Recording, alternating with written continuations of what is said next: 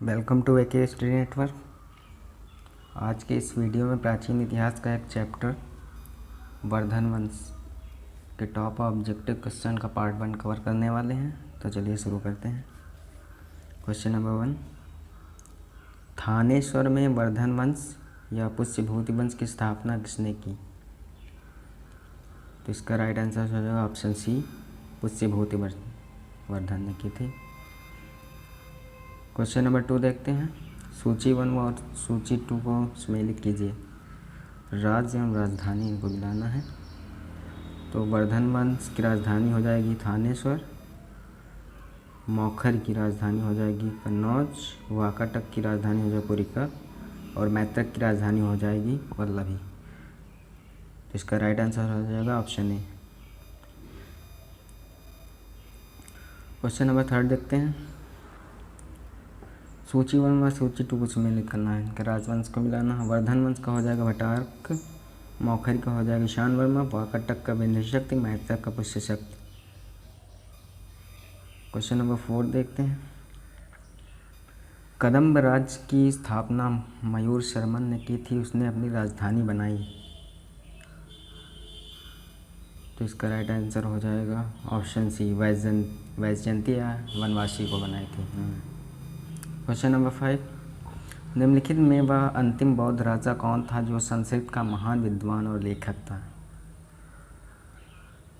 तो ऐसा कौन सा राजा था जो संस्कृत का महान विद्वान और लेखक था? तो इसका राइट आंसर है option D, Harshvardhan. Question number 6, Harshacharita किसके द्वारा लिखी गई? तो हर्षचरित बाणभट्ट द्वारा लिखी गई थी। तो इसका राइट आंसर हो जाएगा ऑप्शन बी। क्वेश्चन नंबर 7 देखते हैं। हर्षवर्धन के समय कौन सा चीनी तीर्थयात्री भारत आया था? तो हर्षवर्धन के समय चीनी यात्री हेनत्सांग आया था। क्वेश्चन नंबर 8, चालुक्य राजा पुलकेशिन द्वितीय को किसने पराजित किया था? चालुक्य राजा पुलकेशिन द्वितीय को किसने पराजित किया था? तो इसका राइट आंसर हो जाएगा ऑप्शन बी, नरसिम्हवर्मन। क्वेश्चन नंबर 9 देखते हैं। किस व्यक्ति को द्वितीय अशोक कहा जाता है? किस व्यक्ति को द्वितीय अशोक कहा जाता है? तो इसका राइट आंसर हो जाएगा ऑप्शन डी, हर्षवर्धन को कहा जाता है। क्वेश्चन नंबर 10, बाणभट्ट किस सम्राट के राज दरबारी कवि थे? बाणभट्ट किस सम्राट के राज दरबारी कवि थे? तो इसका राइट आंसर हो जाएगा ऑप्शन सी, हर्षवर्धन के।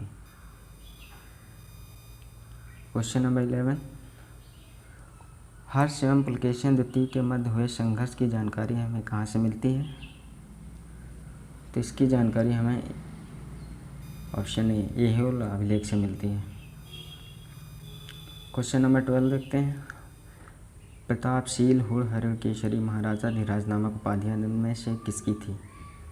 प्रतापशील हुरहरकेशरी महाराजाधिराज की उपाधियाँ ऑप्शन बी, प्रभाकर वर्धन की थी। क्वेश्चन नंबर 13 देखते हैं। सम्राट हर्ष ने अपनी राजधानी थानेश्वर से कहाँ स्थानांतरित की थी? तो सम्राट हर्ष ने अपनी राजधानी थानेश्वर कन्नौज स्थानांतरित की थी। तो इसका राइट आंसर हो जाएगा ऑप्शन सी। क्वेश्चन नंबर 14 देखते हैं। शकलोत्तरा पथनाथ किसे कहा गया है? शकलोत्तरा पथनाथ यह हर्षवर्धन को कहा गया है। तो इसका राइट आंसर हो जाएगा option B. Question number 15, Hiuen Tsang ने किसे शीलादित्य कहा? ह्वेनसांग ने किसे शीलादित्य कहा? तो हर्षवर्धन को ह्वेनसांग ने शीलादित्य कहा है। क्वेश्चन नंबर 16 देखते हैं। गुप्त वंश के ह्रास पश्चात उत्तर भारत में बड़े भाग का पुनर्गठन किसने किया? गुप्त वंश के ह्रास के पश्चात उत्तर भारत में बड़े भाग का पुनर्गठन हर्षवर्धन ने किया था। क्वेश्चन नंबर 17, बंगाल का कौन सा शासक हर्ष का समकालीन था? बंगाल का कौन सा शासक हर्ष का समकालीन था? तो इसका राइट आंसर हो जाएगा option A Shashank. Question number 18 देखते हैं। चालुक्य शासक पुलकेशिन द्वितीय ने किस नदी के किनारे हर्षवर्धन को परास्त किया था? चालुक्य शासन पुलकेशिन द्वितीय ने किस नदी के किनारे हर्षवर्धन को परास्त किया था? तो इसका राइट आंसर हो जाएगा नर्मदा नदी के किनारे। Question number 19। हर्ष के शासन काल में उत्तर भारत का सबसे महत्वपूर्ण शहर कौन सा था? तो हर्ष के शासन काल के समय उत्तर भारत का सबसे महत्वपूर्ण शासन का शहर कन्नौज था। क्वेश्चन नंबर 20 देखते हैं। हर्ष की जीवनी किसने लिखी? हर्ष की जीवनी किसने लिखी? तो इसका राइट आंसर होगा ऑप्शन बी हर्ष की जीवनी बाणभट्ट ने लिखी थी। 21 देखते हैं। हर्षवर्धन अपनी धार्मिक सभा कहाँ किया करता था? तो हर्षवर्धन अपनी धार्मिक सभा प्रयाग में किया करता था। Question number 22। वर्धन वंश की राजधानी थानेश्वर किस प्रदेश में स्थित है? वर्धन वंश की राजधानी थानेश्वर किस प्रदेश में स्थित है? तो इसका राइट आंसर हो जाएगा ऑप्शन बी हरियाणा में स्थित है। Question number 23। हर्षवर्धन की बहन राजश्री का विवाह किसके साथ हुआ? हर्षवर्धन की बहन राजश्री का विवाह किसके साथ हुआ? तो इसका राइट आंसर हो जाएगा ऑप्शन बी मौखरी नरेश ग्रावर्मा से हुआ था।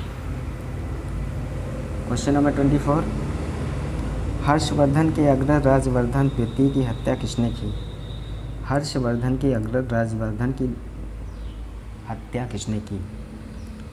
तो इसका राइट आंसर है ऑप्शन बी गौड़ नरेश शशांक ने की थी। क्वेश्चन नंबर 25 देखते हैं। हर्षवर्धन ने 606 ईस्वी में हर्ष संवत की स्थापना किस उपलक्ष्य में की?